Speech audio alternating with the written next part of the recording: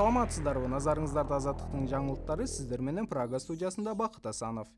Ирандын бийликтери Сауд Арабиянын Йемендеги шииттердин Хусит козголоңчуларына абадан соккурган үчүн айыптады. Өлкөнүн тышкы иштер министрлиги тараткан билдирүүдө Сауд Арабиянын мындай кадамы абалды дагы татаалдантып, бул өлкөдөгү чатакты жөнгө салуу мүмкүнчүлүгүн жок кылаары айтылган.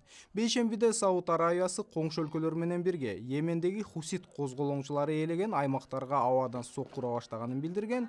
Бул Йемендин мыйзамдуу бийлигин сактоо аракети деп түшүндүрүлгөн. Операцияга 100гө чукул учак катышканы кабарланды. Сауд бийликтеринин чарасына Иордания, Египет колдоо көргөзгөн. Коалицияга Бириккен Араб Эмираттары, Кувейт, Катар жана Бахрейн дагы кошулган. Йемендин баш калаасы Сананы козголоңчулар өткөн айда ээлеп алган эле.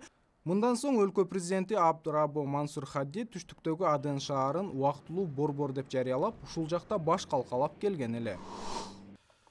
Пакистандын түндүгүндөгү Пешавар шаарында таштандылардын брикеттерин өрттөө жолу менен энергия өндүрүү боюнча эксперименталдык долбоор ишке кирди.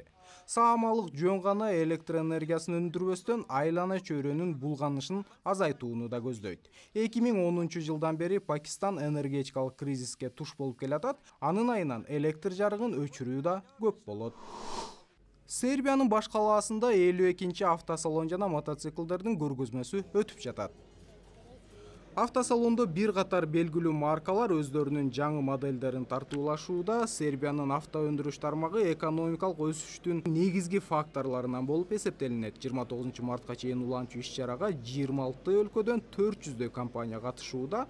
Белград автосалону түштүк чыгыш Европадагы эң эски көргөзмө. Алгачкысы 1938 жылы өткөрүлгөн. Тажикстандын Куляб шаарына КМШнын маданий борбору деген макам ыйгарылды.